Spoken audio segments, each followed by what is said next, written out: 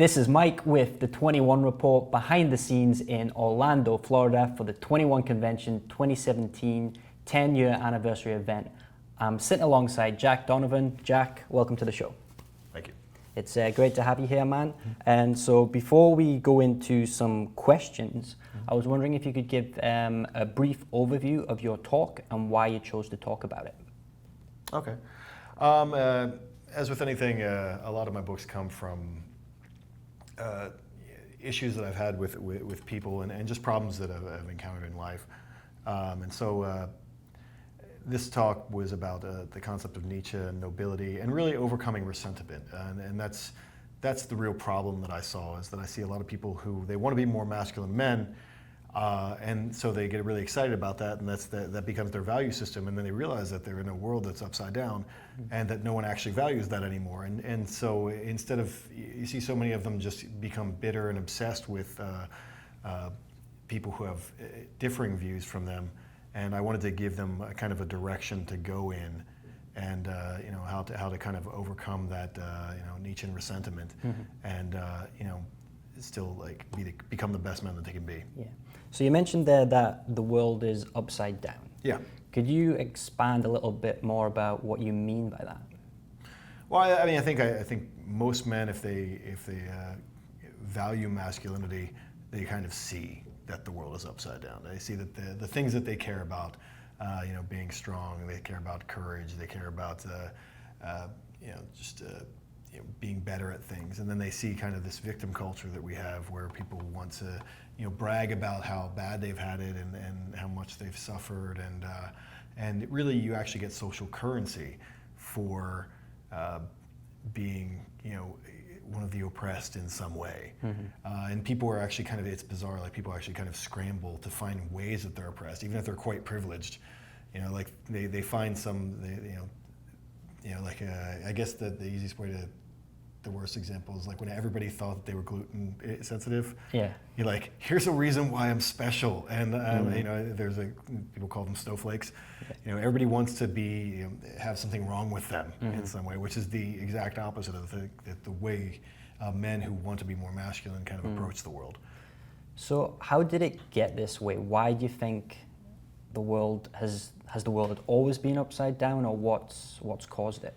No, I mean, it's a progression. I think obviously women have a different role in society than they had before, and so I think a lot of us get too much sympathy, and we kind of have this mothering instinct that's in society that wasn't in a way that was before. And also people forget about, they want to talk about current politics and things that have happened in the past like 50 years, but the Industrial Revolution was huge in that it took men out of the kind of roles that they used to be in, and so they're searching for other kind of values. So you mentioned in your talk this idea of architecture of greatness. Yeah. Could you talk to that a little bit? Yeah, that was just something I came across while I was writing the talk, actually. Okay. It was like, how do I explain resentment and these two mentalities? And I just thought about it in terms of architecture. It's so stark, in terms of the differences of like how you view the world. Like, what would you, if you could create something amazing, what would you create? And the other aspect is like, how can we solve the problem of people? And I think if you're trying to be a great man, you don't really think that way. You're not trying to just fit a bunch of people into little boxes. Yeah. And I think that you want to leave this lasting legacy on the world because you believe you're worth it. Yeah. So you talk a lot about nobility. Why is nobility important to you? I talk specifically about Nietzsche's concept of nobility because a lot of people would have a different, more moralized version of that. Noble can just mean good to a lot of people. And I'm talking specifically about Nietzsche's idea of nobility. And it was one of those things where I was looking for a topic really for another speech, and I went back to Nietzsche and found a lot of things. I'm like, he's saying what I want to say, but better. And he already figured this part of it out. And so his idea of nobility, is really a little different from what other people would say. It's more oriented towards the conqueror's mindset. And to me, I feel like that's important as a man trying to make decisions that are not based in some pre-existing like system. And I'm trying to probably do this from scratch. And so like one of the things I talked about in the talk was talking about things in terms of actions and consequences versus good and evil. And obviously Nietzsche wrote a lot about the difference between, the moving beyond good and evil. Mm-hmm. So you talk specifically in The Way of Men about this idea of tribes. Yes. And something you mentioned in your talk today was about creation. Mm-hmm. What I wanted to ask is, what advice would you give to a man who wants to create, not join, his own tribe?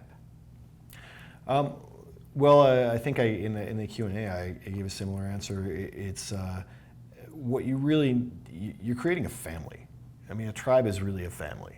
And so in one sense, you're looking for guys who are better than you at something.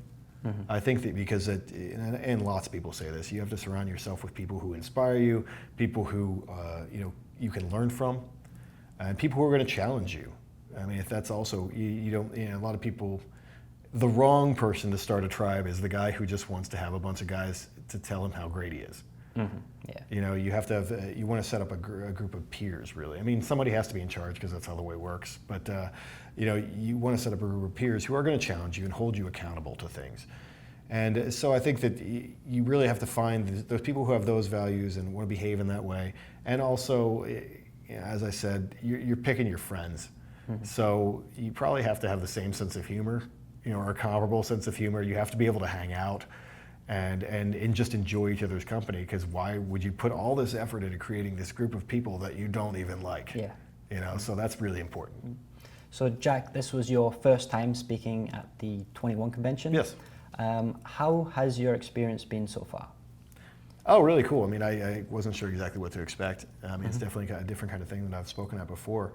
And no, it's been interesting, talking to different groups of guys who've read my work or are just interested in it.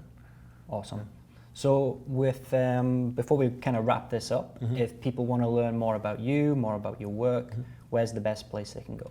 My website is jack-donovan.com, and I'm a big Instagram guy. I don't do Twitter. It makes me angry. So I feel like it's everything that's wrong with the world. So I do Instagram, though, because I like pictures, and I like to follow things that inspire me. So my Instagram is, the handle is @starttheworld. Brilliant. Okay, so with that, you can watch Jack's talk first on 21university.com or by clicking the link underneath this video. Jack, thanks once again for being here. Cool, thank you. So this has been Mike with Jack Donovan, signing off for the 21 Report. Thank you.